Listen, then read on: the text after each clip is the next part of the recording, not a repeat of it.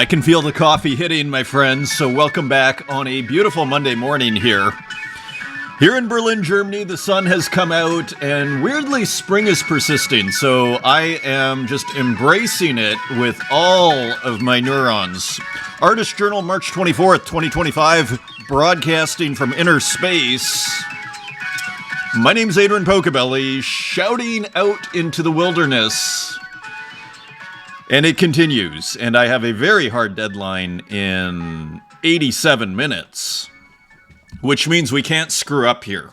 So let's go, and I hope you had a wonderful weekend and everything. So here's Walk. It's been a while since I've started with Walk, and so it was time. As you can see, the maestro of the spray can, everything. So a wonderful homage, I think we could call this, to Edward Munch. This is on verse. It's a physical, interestingly. I mean, there's two people that seem to, that do physicals, that can, that sell as NFTs, and I think a machine, and I also think a Walk. So all to say, gorgeous work. Let's see if there are any details on this, but before we actually do, let's just admire this, again, masterly use of spray paint. I mean, pretty incredible. Look at the face. I mean, we can probably go in even closer here. Just kind of, and then all of this spray around, you kind of get the randomness, right? The randomness of like the last 150 years of art combined with form, with representation. It's kind of a mix of abstract and representation when you take a step back to a certain degree. I mean, but let's just leave it at that. Again, this is take one, my friends. The Scream by Walk. So, of course, based on Edward Munch's The Scream.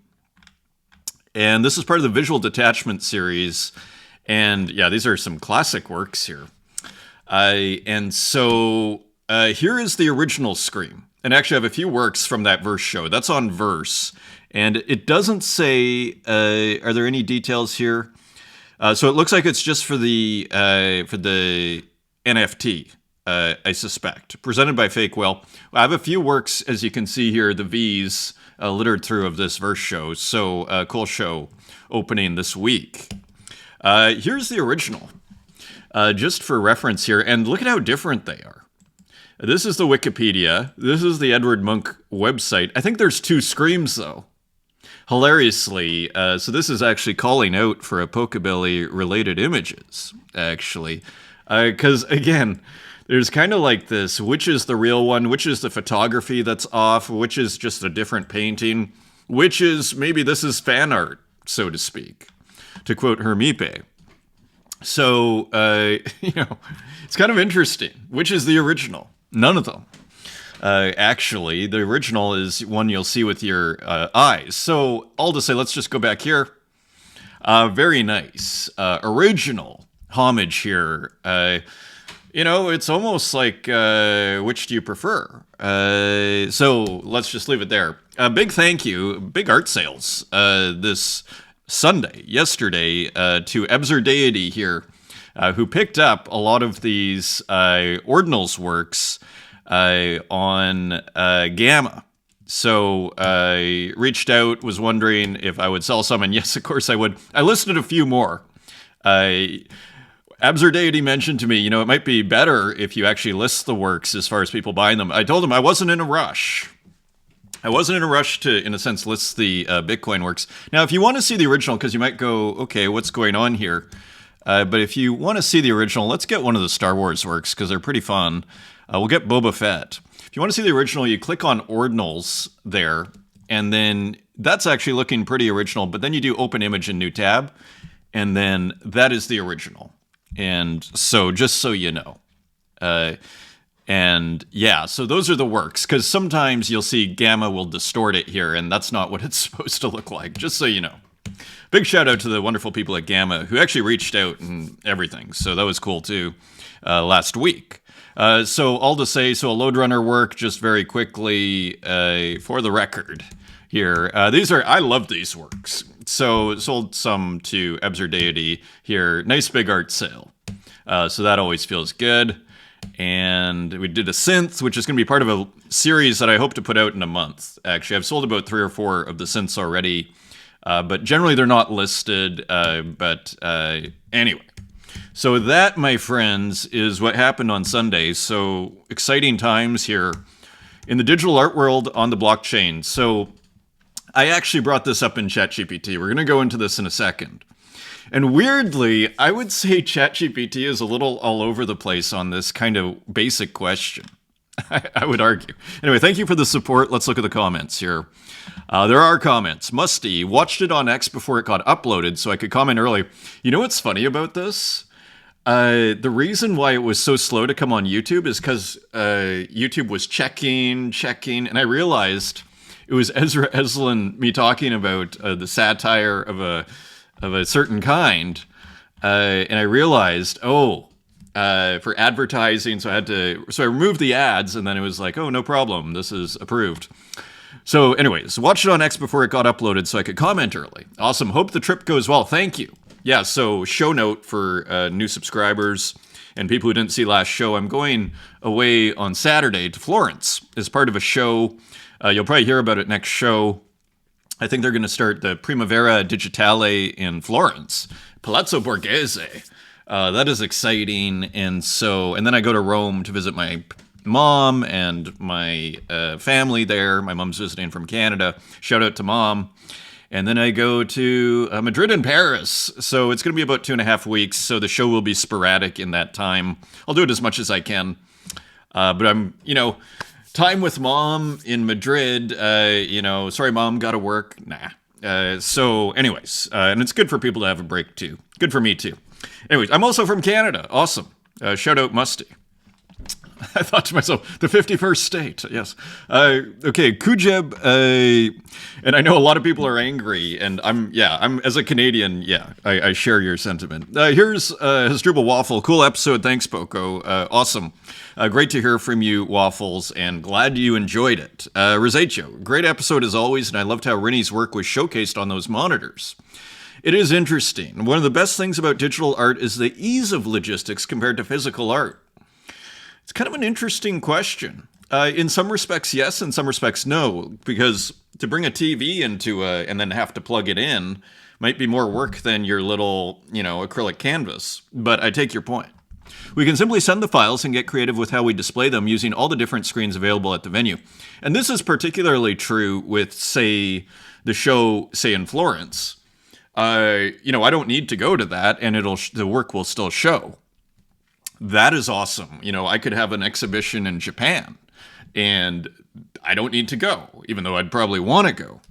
You see what I'm saying. So anyways, very cool. Thanks for featuring my work. It was a fun commission for Ebzer Deity, that beautiful. So Ebzer Deity really, you know what I thought to myself is Ebzer Deity picked up like 6 or 7 works there yesterday. I thought, how important. Like, in a sense, it's very important to celebrate the collectors.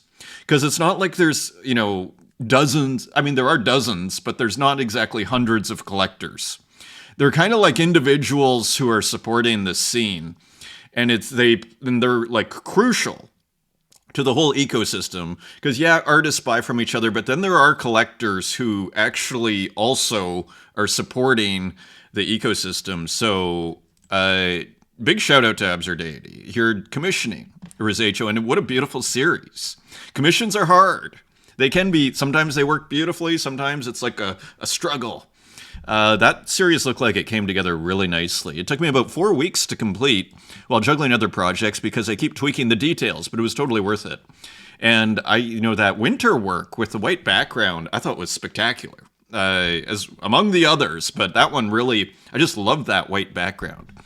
Uran Yakon. And kind of a hard thing to do, I would argue, to use a white background like that. Thank you for your honest comments about the Abramovich article. And following TAEX or TAEX gated community. I think the greatest art these days is to create something that is not totally occupied by commercial interests and profit margins, which doesn't mean that making money with art is bad, but that the value of the work of art isn't primarily defined by such interests. And isn't this just kind of feel like truer than ever is kind of how it feels. Like, it's kind of an interesting thing. Like, I talk about sometimes, how on Ethereum it can feel like the artwork prices can be manipulated by kind of small groups. But, I was thinking to myself, I don't know if it's true, but a friend told me about 15 years ago that the way Damien Hirst became famous was Charles Saatchi was buying up everything, and it kind of just like, it's not a dissimilar situation to what you find on Ethereum. Right? And I guess it's Charles Saatchi, so he has a certain degree of social proof of to what he brings to the table. But it's kind of interesting, and the reason I bring it up is because the way that my friend was describing it to me was basically as a kind of like, it was a manipulation, according to my friend, who shall remain nameless. So just kind of interesting, this whole kind of valuation, conversation is quite interesting. I think it's coming to a head too more and more, in a sense, in recent years, as art becomes so, valuable. Let's continue. And I think this is true for crypto art and the classical art markets, but in the crypto space, the margin between commerce and art is even finer. It is an interesting question. That is an interesting question. Therefore, do people value art more because of the commercial value? I mean, yeah, anyway, let's continue. We could parse this out. Therefore, it is even harder to create something that is not just a meme coin. One thing I really like about the object community, and one thing I learned that there in the embracement of formats like PNG, JPEG, GIF, GLTF, binary, .pdf, now these formats are in a way like painting, sculpture, drawing, and collage to me. And by that I mean that I feel that I am in artistic discourse where there's a reflection on the medium, an exploration of aesthetics, a lot of new forms of digital meaning, and also, very importantly, a sensation of a digital community. Thanks, Adrian, for another important journal. So really fascinating, a new forms of digital meaning. That's a really, and I agree with this. I very much agree with this. New forms of digital meaning. Very interesting. And, this gated community thing I think is quite interesting. Again, I think Object has shown, to me, this just feels like Maker's Place Part 2. The whole vibe of TAEX, and I've never met, and, maybe it's amazing and all this sort of thing. But that's what it feels like to me. And again, I just think open source art platforms is almost how I see it. Open source is going to win. Is sort of how I think it's been winning. I think despite, in a sense, the concern that a lot of Ethereum collectors have about Tezos, nevertheless, it just persists. And I think it was because they had the best UX for a art website. Art marketplace website, which had the most persuasive from a collector and artist's point of view, and it was open, and they managed to, but they still had curators, right? And I think this is the model, which is what they do, that's why I think Object 1, frankly, should just be open, in my opinion. I've always said that, and I always think that's the case. In a sense, you don't need it as much with the galleries right now, but what you do is you keep it open source. That's what Super Rare should do. You make it open source, and then you just curate the homepage. You don't need to show every work that shows up. And then you just curate the homepage. And then, you kind of have the best of both worlds, right? Because I was just talking to an artist the other day, amazing artist, and he's like, yeah, I'm still not on Super Rare. And he's been around for longer than almost everybody, well known. And he's like, I'm still not on Super Rare, but I just don't want to make the video, And it's like, so I think Super Rare misses out. Anyway, thank you for the comments. Also, let's quickly bring up here, I almost forgot, the X comments here very quickly on, we're doing pretty good for time here. I did not spend 20 minutes there on Walk's beautiful work. OX Benj, those prints from Libra Block are very cool. If I'm not wrong, they're just from a toy instant camera that prints on thermal paper like receipts. Been thinking of getting one myself to play with. Super cheap. Yeah, I agree. They look super cool. There's something to be said for cheap materials. You know what my example of this too is, which is kind of a distant analogy, is there's something about comic books that are printed on almost like newspaper, really cheap paper in the 1940s and 50s, that there's a paradox or an irony. Let's call it an irony in the sense that almost like the worse paper they're printed on, the more valuable and precious they seem because it's kind of fragile. And so if you do get one in good condition from the 1940s, it feels like a very precious treasure. Oh, it has white pages. But then you go to the 2000s or even the 90s and they start putting this super fancy paper and it feels like garbage, so to speak. It feels like it just doesn't feel like it's worth anything. It feels like an artificial, it feels kind of worthless from a tactile point of view. And I find that ironic because they raise the prices like 2 or 3 times and then they said, oh, but we're putting it on this super fancy paper. So I prefer the cheaper paper when it comes to comics. So it's almost a similar kind of dynamic there. Wojak, now I have to play a game. Referring to the TAEX Marina Abramovich drop with all of the game mechanics. Well, exactly. That's funny. I'm glad you find that funny. Joe Hell, thanks for sharing my work. You're very welcome. That was a cool piece. I believe it was TV with the bars on it. Cool looking piece. Martin Joe, just in time for my coffee. Awesome to hear from you. We have a drawing coming up. Really cool. Almost like a Hans Belmer kind of very nice drawing from Martin Joe. At the end of the program there. Jan Lucas McGowan, GM, good to hear from you. Denise Sanchez, awesome to hear from you. Putting out some very nice work on her feed. Egli Illo, Eduardo Pulitzer. We have another one by Ed Marola. This show, thank you. Glad you enjoyed that, Egli. Revolut, cheers. Awesome to hear from you. And keep us updated on the show. Zwozo, great show. Glad you saw the Hockney reference. I'm not sure how much to say about a piece when putting it out. I thought you hit the perfect balance, Zwo, where it was... You think, oh, that must be a Hockney reference, but you're not certain about it, and I love that. Keep it just a touch ambiguous. Maybe it is better to let the piece talk for itself and let the viewer find this kind of, that exactly as you hit the perfect balance on that. Even because the work wasn't like it wasn't like a pastiche or a direct homage to David Hockney's The Splash, right? Or whatever the official title is. I like to think of how artists' work would be born in other time or place. Yeah, so you did a fabulous job there. Deggy D, awesome to hear from you. Your show continues to be the greatest gift to the scene. Enjoy your well-deserved holidays. Thank you, Deggy D. And I think this is another, pillar of the community here, Deggy D, who is totally supporting the artists out here, buying beautiful artworks, as we're going to see, I think, throughout this show. Another important part of the ecosystem. So I really appreciate that, Daggy. Awesome to hear from you. And so it'll be sporadic after Friday. As of next week, it'll be sporadic for a couple of weeks.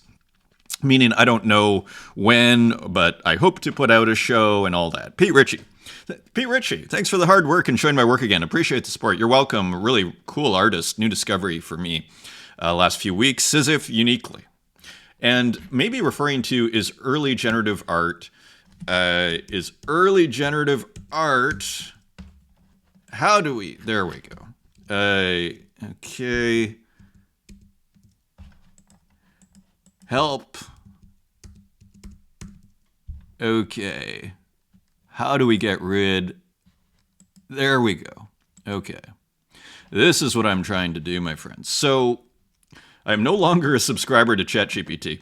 So I can't take you through all of this, but I'm going to take you through some of it, and I think it's kind of funny. So I asked the exact question that I believe I called the show, is early generative art digital? So I asked ChatGPT, not necessarily, which was kind of what my speculation was last episode. Early generative art wasn't always digital. Some of the earliest examples were created using analog methods like plotting mathematical equations on paper, using mechanical systems, or employing chance operations. So now generative art, it's interesting how it can be defined many different ways here. And so, okay, and the reason why I bring this up, because the assumption is if it's made on a computer, it's all digital. And even ChatGPT kind of goes on both sides of this. But the reason I bring this up is because in music, synthesizers, there's analog and there's digital.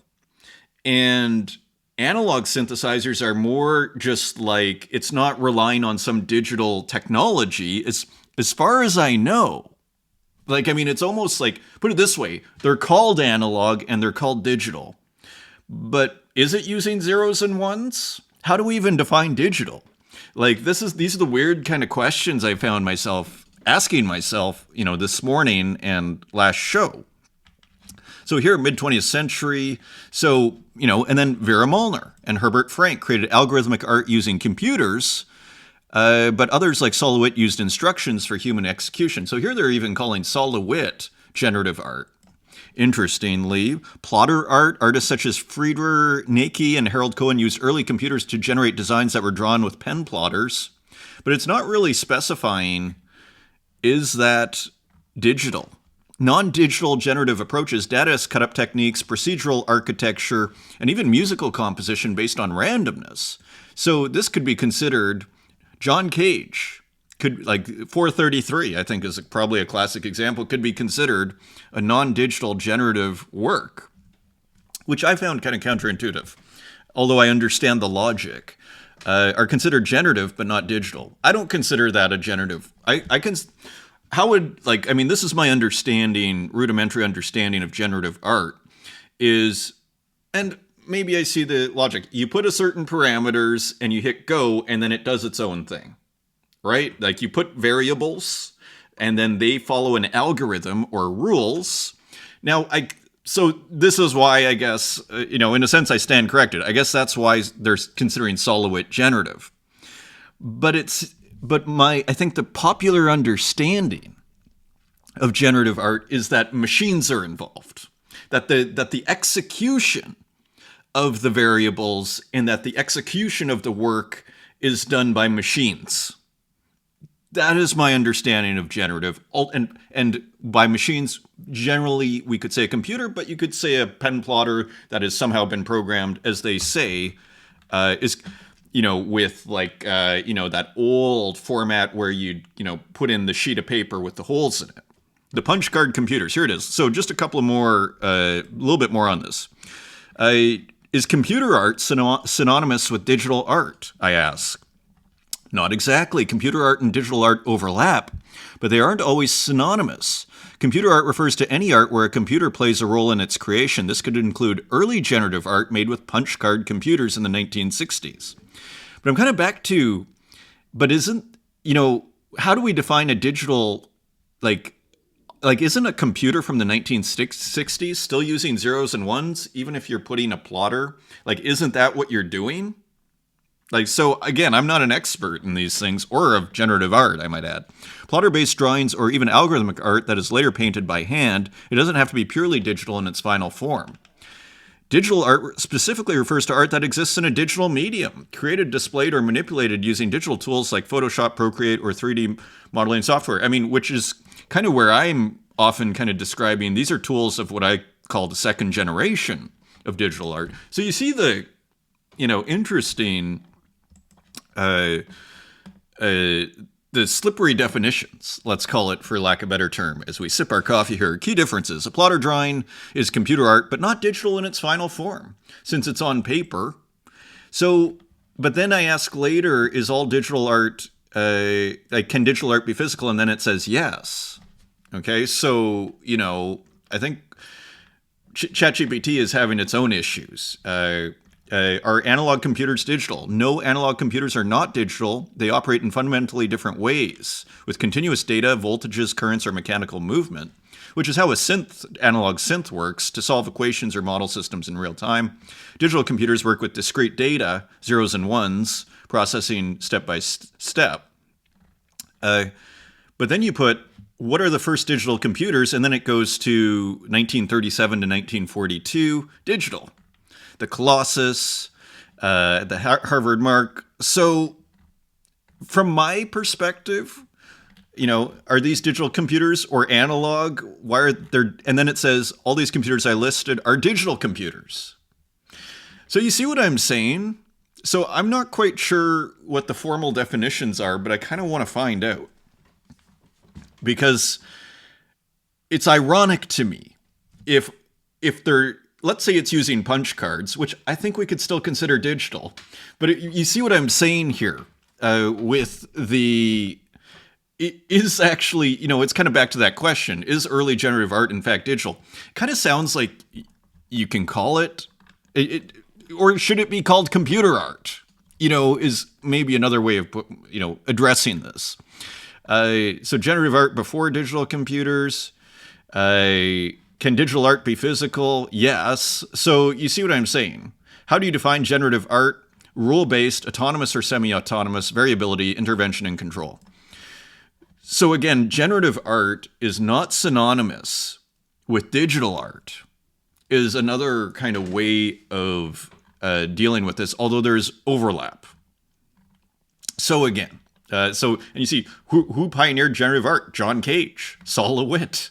And then it goes to Vera Molnar, which is perhaps more computer-based. And then Frieder Nake, Harold Cohen, Manfred Moore, and more. So anyways, just kind of more. Here's Vera Molnar, some of Vera Molnar's work. I don't know if we've ever really looked at Vera Molnar, so I think that is Vera Molnar. I believe she passed away just a couple of years ago. Yep, December 2023. While we were doing the show, that happened at age 99 out of Paris. And some very nice work here. You see this abstract here. So starting, this also looks quite interesting, doesn't it? So how are we doing for time? So, pretty interesting. I was going to say early digital artist. I don't know if that's the right term. I think we could call it that. This is quite interesting, isn't it? That looks hand-drawn, right? So, again, to me, one of the crucial, just to wrap up this entire conversation, like a crucial threshold was broken with what I'd call the Mac and the mouse and the ability to paint with a computer and the user, and to basically be able to more or less control a cursor on your screen, use a GUI with a physical thing, with a mouse. I think that is a crucial breaking point, so to speak, or separation or distinction is a better way of putting it. Let's continue. Skardek. How are we doing? NFT as a term has been so stigmatized that people assume they're just scams like meme coins. Trying to salvage the name feels like a losing battle. I don't have all the answers, but a rebrand to simply digital art or digital collectibles might be enough. Both Alcrego and Pocobelli have spoken at length on this, so I'll leave the deeper insight to them. Well, I think that's all there is to say about it. I completely agree with what you're saying. In a sense, like, I don't think there's any resurrecting it, but I could be wrong. But it's put it this way, it unnecessarily politicizes, because unfortunately it becomes like, it's almost ideological. Like, a lot of people still dislike crypto, but they like digital art, right? And then, so it just gives them a reason to dislike digital art, because it's like, oh, well, that's crypto, or that's NFT, which they don't, and they're not totally wrong to associate it with, lame, I was going to say nothing against lazy lions, right? But, which they, with cartoon drawings, kind of lame art, and pump and dumps, and people losing money, and just kind of things that don't add up. And so you can't blame them, because that was the culture of NFTs, right? And then all these people, and scams and all that stuff. So, yeah, I don't think there's any point trying to, why are we trying to resurrect that? I saw like someone put out a long thread that no, this is all going to change. It's all coming back. I'm like, not sure. Anyways, Momo, who we've been another new discovery here. I'm currently studying Decker. And this is translated from the Japanese, so it may be a different. Oh, it looks like it's called Decker, which has a rather quirky script despite its appearance. And pretty cool. Looks like an old Mac program. And here, as you see, so kind of putting together a little driving game. I love the palette, by the way. This kind of beige with red, and then Momo does some variations on it. First, the road was completed, so actually this was the first part. So this is pretty cool. Again, kind of this overlap between video games and art and digital art here. You know, video games as art. Here's another one. And again, you see the palette has slightly changed here. Let me see if I can. There we go. So you see the palette has slightly changed here. Very interesting palette. As someone that uses two colors often on Bitcoin just for size, but it's actually a really pleasant, here slightly different. It's actually a very pleasant way of consuming kind of pixel art, so to speak. Here's more nice response here. And here's Cashern, who of course I follow. Let me just, yes. So Cashern with another, video game-like art piece. Fascinating. And finally, out of Japan, we have Hermipe with a physical here. What does this say? So it's just a rose, and let me just make this large. And as you see here, it kind of looks like some paint strokes, right, put underneath, and then you have chaos or randomness, organic form, and then you have the hard contrast of digital. So, and you just see how beautiful that works, and then you have the randomness here of the wood as a final layer, which bleeds through the entire piece. And even these nice little gradients here for added complexity, and signed, I believe, by Hermipe there. So pretty cool work. So out of Japan, fascinating to watch that work. Here is Oblivion Fields finally getting around to making some prints of my digital pieces. So this looks pretty interesting here. Over here, this kind of randomness going on here, a couple of figures in the forest, seemingly. As we move into the work here, rad piece here by Martin Bruce, picked up by Deggy D. For 170 Tezos, one bidder at auction. This really turned my head. This was a fantastic work here. You see the kind of low res, almost out of focus or digital strokes here, combining with the sharp TV snow. Looks like a racing game, almost a video game-like reference. Interesting kind of mirroring, but it doesn't suffer from... Sometimes I'm not a huge fan of symmetry, too much symmetry. This doesn't suffer from that, though. You have the work breaking the symmetry here. You also have the symmetry breaking on the top, as well as this blue, part. So again, total poetry here, as well as the kind of user interface here breaking down a bit. And then some of these little snakes or whatever they are here. Just another gorgeous, gorgeous work by Martin Bruce. Mafia Race going for 170 Tezos, $120. And this was spectacular. I mean, Martin Bruce, the surprise. Martin Bruce, wow, look at Noodler there. Might have to bring that. I'm going to bookmark that one for next show. Look at Martin Bruce. So here, looks like a smartphone. The mystery, the color, the composition, the surprise. It's probably going to be animated, the final one. This is just on, look, there's Deggy D. Exactly Deggy D. I guess we'll look at Noodler right now. So here is Noodler with cool work here. Moonlit Repose. Was doing more pixel art before. This is kind of like a hybrid. And almost like these cycling gradients that you find in old software. Interesting piece. Kind of went well, actually, into our episodes here. Here's Ed Marola, A Sky Full of Dogs, edition of 11. And these are selling for 10 Tezos each, or 8 and 10. And how many are left here? No listings yet. So it looks like it's actually sold out and no one listings. So the series continues to do really nicely with this almost like, with this gorgeous frame here. Non-symmetrical frame. And you even see it fading out a little bit here with these, I mean, very interesting work. And even like out of focus, even a little bit on the sampled brush, but then contrasting with the super sharp sampled brush. And then these figures here, just awesome. All coming together, all these different techniques coming together. Gorgeous canvas. Ed Marola sold out. A Sky Full of Dogs. Here is on Verse again. This is Yuri J's Still Life. Doing a waffle, interestingly. And here, let me see if I can make this bigger. At the risk of crashing, everything's kind of looks like breakfast here. And there we go. There we go. And there is Yuri J at work. Another interior, domestic interior, another kitchen work. And you see all of the digital wonder, texture that goes on here.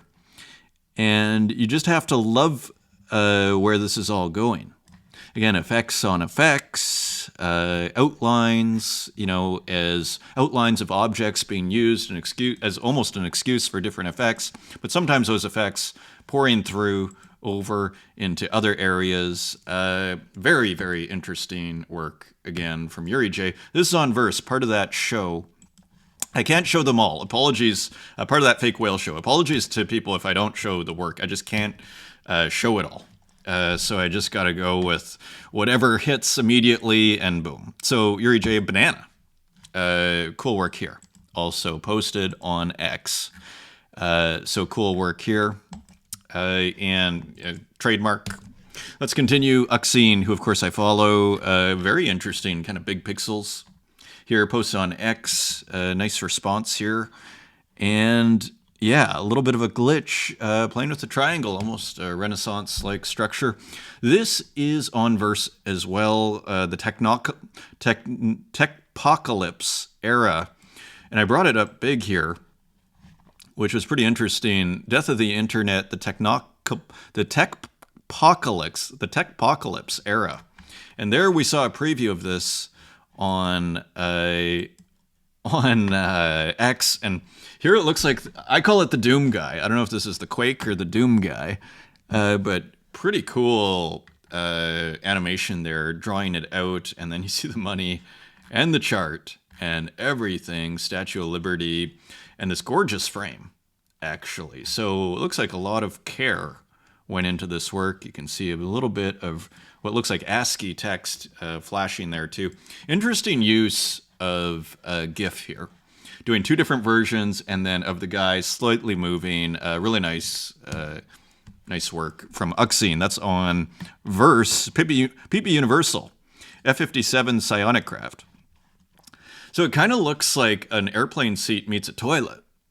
So a pretty interesting piece here, or maybe it's something else. And there's a Martin Bruce work on the side. I thought a pretty nice still life here, I think you could call that, or interior, F-57 Psionic Craft edition of 5. This is sold out at 8 Tezos. Deggy D, Yuri J, Mikey Wilson, nice collectors. Here's Skamra. I'm so excited to see you, and this is an edition of 10 for $4.50. Beautifully textured work here from Skamra, stable diffusion, and everything. So stable diffusion and diffusers, textural inversion. Here's another work by Skamra posted on X, almost looking like anime-like figures here. GM. Interesting textures, very rich AI work here. Here's Lily Illo with some AI artwork here too. So Deviant Love. So bit of a different series here from Lily Illo, Playing with Faces. This one is gorgeous. Kind of similar to the old work, but different kind of styling somewhat. Beautiful colors. Again, you wonder if AI is at work in those great palettes. And here you see the two eyes in the work. Another one playing with glasses. So gorgeous, and more two irises here. Probably, as I call it, AI distortion. Very cool work here. And finally, and you see so all these very beautiful works here. Nice kind of different piece. See, this is the thing. When you make a lot of work, then you get kind of odd ones, you might say, like this. But because you're making so much work, you're like, yeah, put it in. Cool. It adds to the whole, thesis, so to speak. The aesthetic thesis. Here's Wojak. Cool artwork here from Wojak. Just bring it up big here. So kind of looks like a digital painting meets collage. Not exactly sure. Looks cool. Love the kind of division, the structure of the work as well as the palette. Nice piece from Wojak. Here's M. Suksu, Degi D. There you go, 100 Tezos. No signals.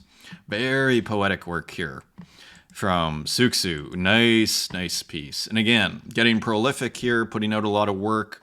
And then you really hit a gorgeous work. Could have started the show with Martin Bruce. Could have started the show with Suksu here. This is a gorgeous piece. Looking up at that pink little area, gorgeous. Here is Wozo, a view from a cloud. Let's see. So we saw a view from the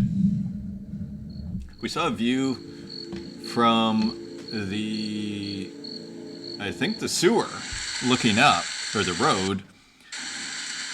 Now the reverse. Looking down.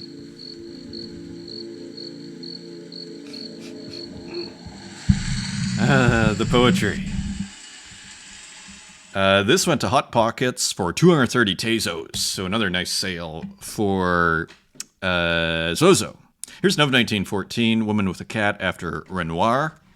And it's massive beautiful black frames. Gorgeous work here. From, just beautiful. From, there's Degi D again. From Nov 1914, edition of 12 for $750. And here, Fleurs dans un vase. This is after Picasso. So more flowers, more still lifes of flowers. Floral arrangements, this time after Picasso, edition of 10 for $730 and Foregone. Here is Dan Control, Danilo Zima, Pocket Empty, and so kind of a classic art thing to do is to empty your pocket and then draw what's there. And here it is. I guess this is what is in Dan Control's pocket here. So this is on Verse. Cool work here. Nice gray background. And that is going to be for sale this week. It's part of the Visual Detachment series. Here's Intro Void, Seeking a Friend for the End. Nice piece here. Kind of looks like maybe AI and digital painting. Not sure. Digital painting and AI collage. Quite a large work, 6,500 by 5,620. So that is as large as we get it without opening in a new tab. Cool looking work here. That is this week. Here's No Hygiene, Rachel O'Brien. I'm not sure who that is. Maybe it's someone famous. This is a pretty long, look at how long this is. So a minute-long animation here. So a very complex work with the angel in there by No Hygiene. That was just posted a couple of days ago. Let's see. Here is Drain, who I'm not sure I've heard of before. Latency gave a few moments to gaze. Cool digital painting here. Also part of the Verse show, and nice piece here. Just interesting. So not sure where their work exists otherwise. Drain, maybe they're on Object, not sure. Here's Cider, and I'm not sure what's going on here because I see a work. You know what this it kind of looks like this painting here is of this landscape here, perhaps, but not exactly sure. So it looks like a painting in a photo. Wild work here by Cider. Do we have a clue? No clues here. Trademark, look at these painterly skies here. Cool landscape. Haiti Rocket, Data Waste. And so this, oops, I don't need to download it. But I do want to make it larger. Here we go. Let's play this. So Data Waste, and there you see the rad figures here, part of a newer series by Haiti Rocket. This is on Verse, which I believe is on Ethereum. I'm not sure if they might do both. I'm not sure. Haiti Rocket, Data Waste, this is part of that new show. And here's Haiti Rocket just on X. Not sure if this is a new one or not. Master of the glitch ROM here, as you see. So cool. Surf glitch ROM. How are we doing? Canic Zapita. And here, another collector looking at digital art here as part of that series. Very rich, interesting series. Continues to do very well. Selling out, taking offers at $5.25. So the prices are going up. Market's still hungry for this series. Collectors who intervene in the circulation of digital artifacts. So again, stable diffusion and cellular automata, as it's called, and a little bit of Python. I'm not sure if the cellular automata is Python as well. I have to go back to that episode here. So stable diffusion, and here collector waiting for the auction to close. So classic. So beautiful, really cool series of this culture here, with works on the wall and everything. And there's the collector. Edition of 1, this is at auction, no bids yet, 25 Tezos. And finally, collecting art can be simple, you see an object. So a few new ones from Canuck Zapata. Continue to do very well, sell very well on the market here. That's an edition of 11. Here is Nicholas Dietrich, who of course I follow, adding a church. So this is a work in progress. Got a bit of a church in there. So we're seeing very methodical development here. Very nice church, by the way, of how Nicholas Dietrich builds a work. Door to door to door, edition of 6. So this I missed, I believe, from Sofia Ogura. And here you see what looks like an elevator and some doors. And then here it looks like in Spanish, porta em porta em porta. And then from a different angle, kind of a part 2. These are both still available. And I think they're editions of 6 here by Sophie Ogura. So pretty reasonable price. Here is Oblivion Fields. And this is an edition of 7, Riding Away. So another cool pixel artwork. This is all on chain. Nice combination of kind of filling in the outlines and leaving them empty. Beautiful pixel artwork here. And you see how the limitations are driving the style and how cool that is. So Oblivion Fields, beautiful piece. Renato, prescriptions. As you see here, so different prescriptions, a phone, maybe the prescription on paper, and pen, and they almost look like salt shakers, but maybe they are medicines from Renato. There we go. Marini. Cool work there. Here's Hisa. Japanese, more Japanese pixel art. Here's some sushi. It's morning. Or maybe not sushi, sorry. Maybe just some sort of breakfast in Japan. Maybe that's miso soup. I am not an expert. Cool work, though, isn't it? 18,000 views. Nice work. Here is Koneko. Koneko Niayo. Another Japanese, I believe Japanese pixel artist. So here we have a few works. There's this work, Kaneko wallpaper. So maybe Kaneko is this character here. And you see how great that looks on the phone. So again, just super interesting work here. Here is a work that's pinned on, look at that, 600,000 views. Kaneko. And so this is pinned to their X profile. But you see the response there, interestingly. And here is, once again, beautiful. Nice and simple messaging from Kaneko there. And indeed, it is beautiful. Here is Estelle, pool. Let me open this. So again, playing with the big and the small pixels here. This is on Rodeo. Not sure how that did. Unfortunately, the tabs are now lost in the ether. Shall we check? Yes, we can. We got lucky. 41 sold, or yeah, minted on Rodeo. Here is Cap'n, who of course I follow Saturdays. I thought this was brilliant. This is another work that I was like, ooh, you know, so wild, so experimental. Again, this kind of white, maybe whitish gray background. Look at the sun, so minimal and gorgeous. Poetic work. Another poet. Here's Ed Woods. Thanks for logging on. We will be watching Sincerely CIA. Yeah, indeed. Hitting the zeitgeist here. Ed Woods. Cool work. I don't think that's minted yet. This was interesting too. Time A, groundbreaking. Oh, this is on Object, this work here.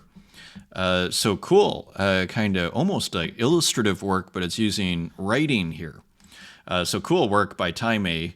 And this is on Object.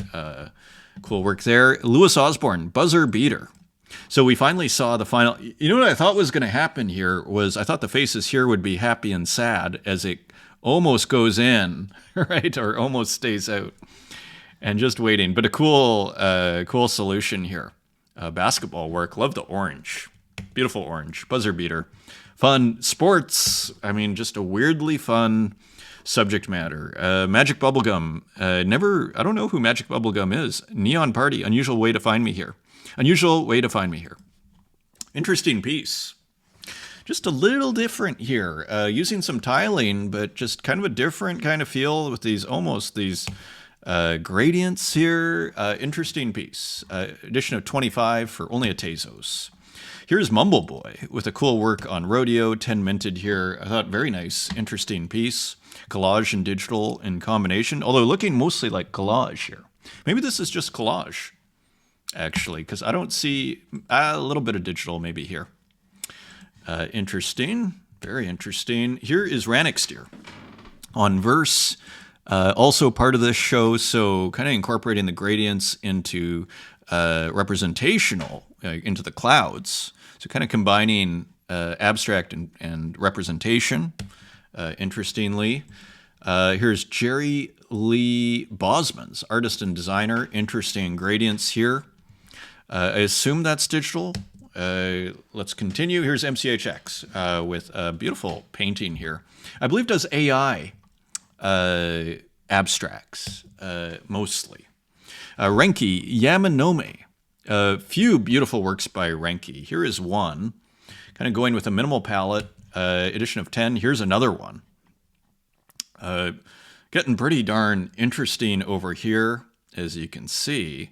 And then finally, Hirezumi.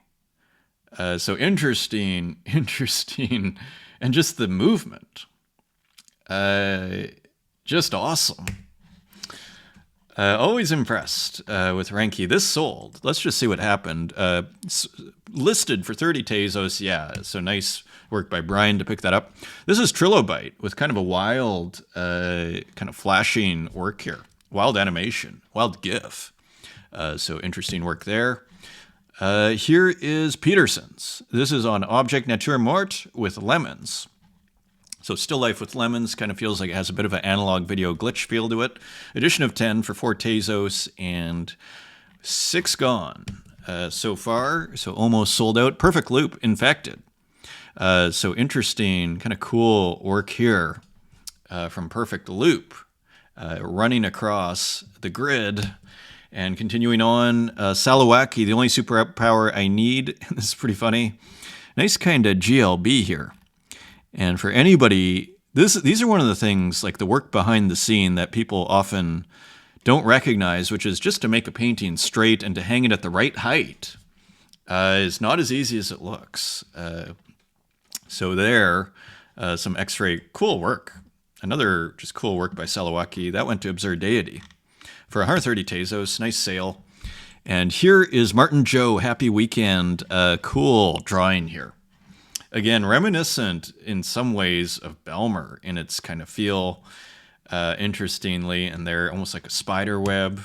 Interesting transformation. Here's Fishman with Mouse. So I think we saw Pluto the other day. So beautiful physical work here.